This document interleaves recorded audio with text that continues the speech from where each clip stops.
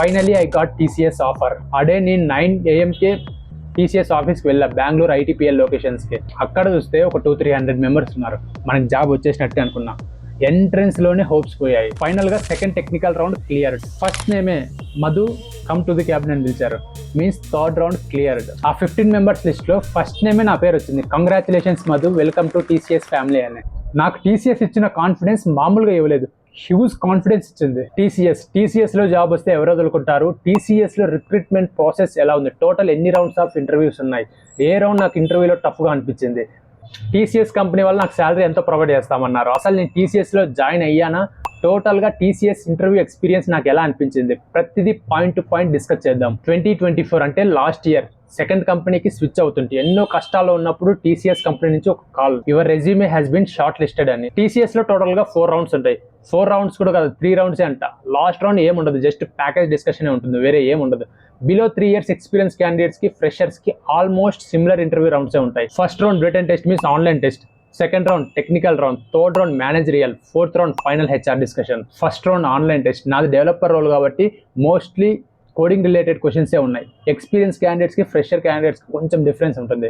Fresher క్యాండిడేట్స్కి అయితే MCQs మెయిన్గా యాప్టిట్యూడ్ రీజనింగ్ టైప్స్ క్వశ్చన్స్ ఉంటాయి. ఎక్స్పీరియన్స్ క్యాండిడేట్స్కి అయితే కోడింగ్ రిలేటెడ్ MCQ టైప్స్ ఉంటాయి. ఇది first section completed. Next second సెక్షన్లో 2 కోడింగ్ క్వశ్చన్స్ ఉంటాయి. ఇది ఎక్స్పీరియన్స్ క్యాండిడేట్స్కి ప్లస్ ఫ్రెషర్స్కి సేమ్ ఈక్వల్గానే ఉంటాయి.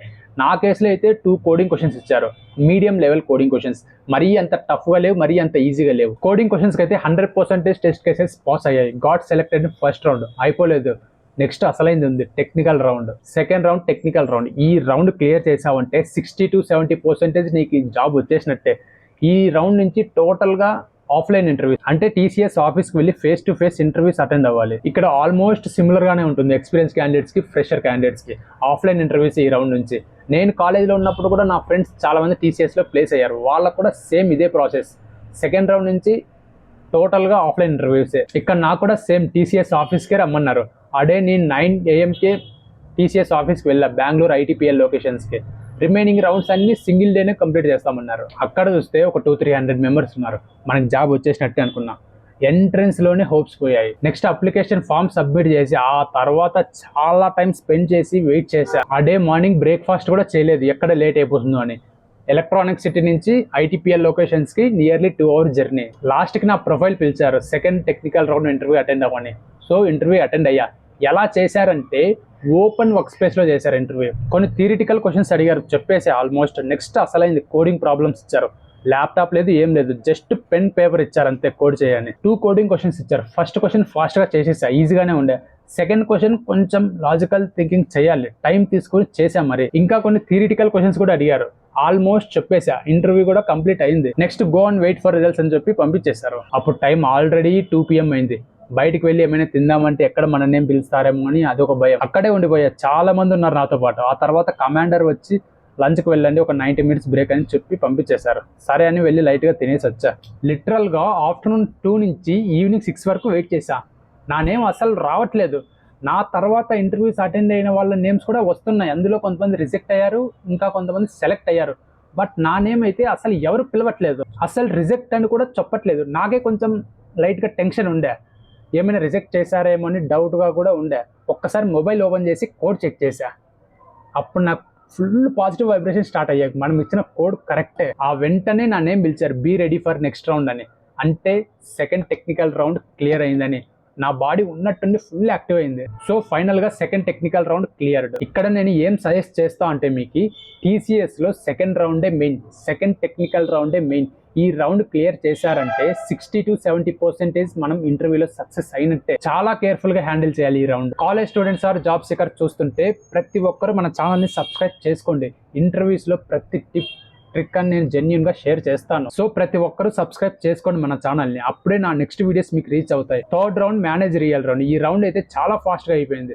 జస్ట్ ప్రీవియస్ ఎక్స్పీరియన్స్ పైన కొన్ని క్వశ్చన్స్, ఇంకా థియరిటికల్ టైప్ కొన్ని. ఆ తర్వాత నెక్స్ట్ ఇంకా నీ ప్రీవియస్ కంపెనీలో నువ్వు ఫేస్ చేసిన ఛాలెంజెస్ ఏంటి, వేరే ఏం అడగలేదు. కోడింగ్ క్వశ్చన్స్ అసలు టచ్ కూడా చేయలేదు. ఈ ఇంటర్వ్యూ చాలా ఫాస్ట్గా సింపుల్గా అయిపోయింది. నెక్స్ట్ సైలెంట్గా వెళ్ళి కూర్చొని వెయిట్ చేశా. నాతో పాటు ఇంకా కొంతమంది ఉన్నారు. మార్నింగ్ ఒక 200-300 మెంబర్స్ ఉంటే ఈవినింగ్ వచ్చేసరికి ఒక 15 to 20 మెంబర్స్ ఉన్నారు అంతే. అందరికీ కంప్లీట్ అయింది థర్డ్ రౌండ్. వెయిట్ చేస్తూ ఉన్నాం రిజల్ట్స్ ఎలా ఉంటాయని. అందరి కళ్ళల్లో టెన్షన్ అయితే కనిపిస్తుంది. ఫైనల్ సెలెక్టెడ్ క్యాండిడేట్ లిస్ట్ ఒక ఆమె అయితే చేతిలో పట్టుకొని వస్తుంది. ఫస్ట్ నేమే Madhu come to the cabinet అని పిలిచారు. Means third round cleared. HR discussion ఎలా జరిగిందో తెలుసా? Just casual discussion. అసలు చైర్లో కూడా కూర్చోలేదు, స్టాండింగ్ పొజిషన్లోనే జస్ట్ ర్యాండమ్ టాక్స్ జరిగాయి హెచ్ఆర్ డిస్కషన్లో. ఫస్ట్ క్వశ్చనే, what's your expectation salary and what's your current package. నేను చెప్పేసేలా ఇంత శాలరీ ఎక్స్పెక్ట్ చేస్తున్నాం కరెంట్ ప్యాకేజ్ నుంచి అని. Next HR reaction, why your expecting that much package. ఇంకా కొన్ని ర్యాండమ్ క్వశ్చన్స్ అడిగారు. ఆ తర్వాత వెయిట్ చేయన్నారు. వెళ్ళి వెయిట్ చేశా. నాకైతే ఫుల్ పాజిటివ్ సిగ్నల్స్ వచ్చేసాయి. బట్ లోపలైతే కొంచెం టెన్షన్. రిమైనింగ్ మెంబర్స్ అందరూ కొంచెం టెన్షన్గానే ఉన్నారు. టైం ఆల్రెడీ నైట్ 9 అవుతుంది. ఫైనల్గా సెలెక్టెడ్ రిజల్ట్ లిస్ట్ వచ్చేసింది. ఆ 15 మెంబర్స్ లిస్ట్లో ఫస్ట్ నేమే నా పేరు వచ్చింది. Congratulations Madhu, welcome to TCS family అని. నాకు ఇప్పటికీ బాగా గుర్తు ఆ నైట్ టీసీఎస్ ఆఫీస్లో. నెక్స్ట్ డీటెయిల్స్ అడిగారు. నీ ప్రిఫర్ లొకేషన్ ఏంటి, నీ కరెంట్ లొకేషన్ ఏంటి, ఈ డీటెయిల్స్ అన్ని తీసుకుని నెక్స్ట్ నాతో ఒక సిగ్నేచర్ చేయించుకున్నారు. నాకు టీసీఎస్ ఇచ్చిన కాన్ఫిడెన్స్ మామూలుగా ఇవ్వలేదు, హ్యూజ్ కాన్ఫిడెన్స్ ఇచ్చింది. అప్పటి వరకు చాలా ఉండేది మైండ్లో, అసలు మనం జాబ్ స్విచ్ అవుతామా, నెక్స్ట్ జాబ్ వస్తుందా రాదా అని అనుకునేవాడిని. ఒక్కసారి కంగ్రాచులేషన్స్ అంటే చాలా కాన్ఫిడెంట్ వచ్చింది. Finally I got TCS offer. అసలు నేను టీసీఎస్లో జాయిన్ అయ్యానా? అన్ఫార్చునేట్లీ నేను టీసీఎస్లో జాయిన్ అవ్వలేదు. వేరే బెటర్ ప్రొడక్ట్ ఆఫర్ ఉంటే అది యాక్సెప్ట్ చేశా. డోంట్ వరీ, టీసీఎస్ కొంచెం ఈజీగానే ఉంటుంది. వాళ్ళ హైరింగే బల్క్ హైరింగ్, మరీ అంత టఫ్గా ఏమి ఉండదు. అప్పుడు నాకు ఎలా ఉండే అంటే కొన్ని మంత్స్ నుంచి ఒక టైప్ ఆఫ్ ప్రెషర్ ఉండే. అరే శాలరీ సరిపోవట్లేదు, మనకు బయట అయితే జాబ్స్ అంత ఈజీగా రావట్లేదు.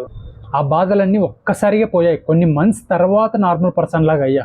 ఈ ఇన్సిడెంట్ 2024లో జరిగింది. అంటే లాస్ట్ ఇయర్ ఫస్ట్ కంపెనీ నుంచి సెకండ్ కంపెనీకి స్విచ్ అయ్యేటప్పుడు. నాకు ఇంకో గుడ్ న్యూస్ ఏంటంటే నేను ఎక్స్పెక్ట్ చేసిన ప్యాకేజ్ని టీసీఎస్ కంపెనీ వాళ్ళు యాక్సెప్ట్ చేశారు. వెంటనే మా ఫాదర్కి కాల్ చేసి ఇలా చెప్పేసా ఇంత ప్యాకేజ్ అని. ఆ ప్యాకేజ్ ఏంటో కూడా మీరు thumbnailలో చూసే ఉంటారు. సో ఫైనల్గా ఆ 200-300 క్యాండిడేట్స్లో ఓన్లీ 15 మెంబర్స్ మాత్రమే సెలెక్ట్ చేశారు. నిజం చెప్తున్నా, కొన్ని మంత్స్ తర్వాత అనుకుంటా బయట ఫుడ్ తినటం.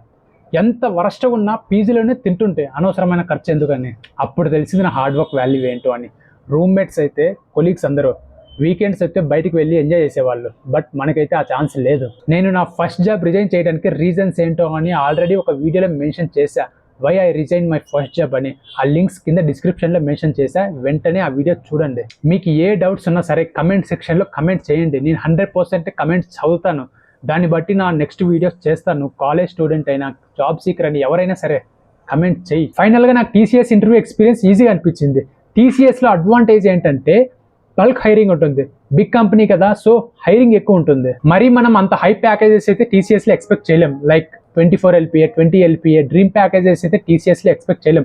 వాటికి చాలా ఎక్స్పీరియన్స్ కావాలి.